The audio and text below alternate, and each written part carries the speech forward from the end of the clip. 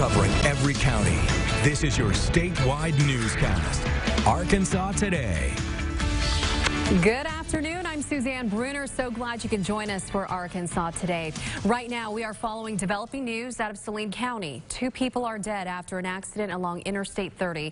This happened early this morning when police say a semi veered out of its lane and hit a car that was stopped by a Bryant police officer.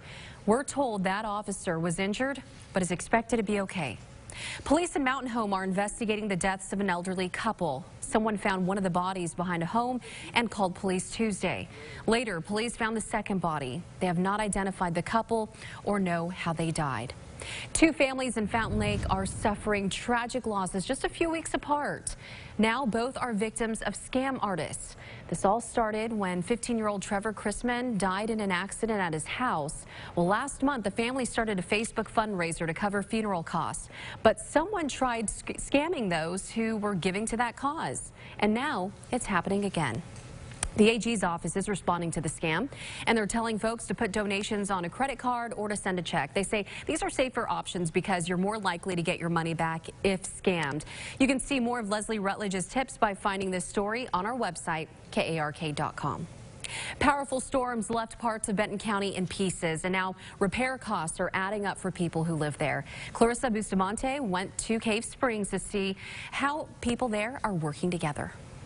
The city of Cave Springs still littered with trees and debris weeks after 2 tornadoes rolled through the area. The storm damage and getting roads clear and people able to come and go easily is top priority right now. The cleanup comes with a hefty price tag. So Mayor Randall Noblett says he's requesting all the funding he can, both from the state and the federal government. This is a lot bigger part of our budget than it would be on a much bigger city. The mayor is taking the Arkansas Department of Emergency Management and FEMA through the hardest hit areas of the city, including this one just outside of downtown, where this barn has clearly been crushed and debris still needs to be picked up. We keep records, we take pictures, we do the things that they require, but then they'll evaluate each one and determine what qualifies, what doesn't. This destruction making the mayor confident the city will get some type of reimbursement. They recognized a lot of damage, and so I'm hopeful that we will get substantial assistance, but time will tell on that. While Benton County has signed a disaster declaration, which makes individual projects in the county eligible for reimbursement, it's not guaranteed each project will receive full funding. The state can reimburse up to 35% of each project, and FEMA can reimburse up to 65%. It may mean that some priorities change and that a little bit of the money that was in the street program for one project may get shifted more to the cleanup. Crews in Cave Springs are continuing to clean up leftover debris, which could take another 3 weeks, and it'll cost the city. We will be fine. It's just a matter of managing things, and we're doing that. And that was Clarissa Bustamante reporting. A packaging plant in Springdale is set to close, which means 76 people will lose their job. The CEO of Ball Metal Pack says most, if not all, operations at its Springdale plant will end by the second quarter of next year. Employees will get severance packages as they start to phase out work at the plant. Production is being shifted to other facilities closer to Ball Metal Pack customers.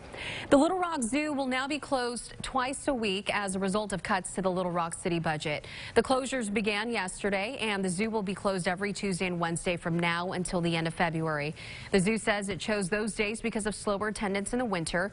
Workers will now use the downtime to catch up on maintenance and some other projects. The medical marijuana business is booming. The Department of Finance and Administration says sales in Arkansas have reached $17.5 million. That total represents more than 2,400 pounds of marijuana. The State Department of Health reports the second flu-related death right here in Arkansas.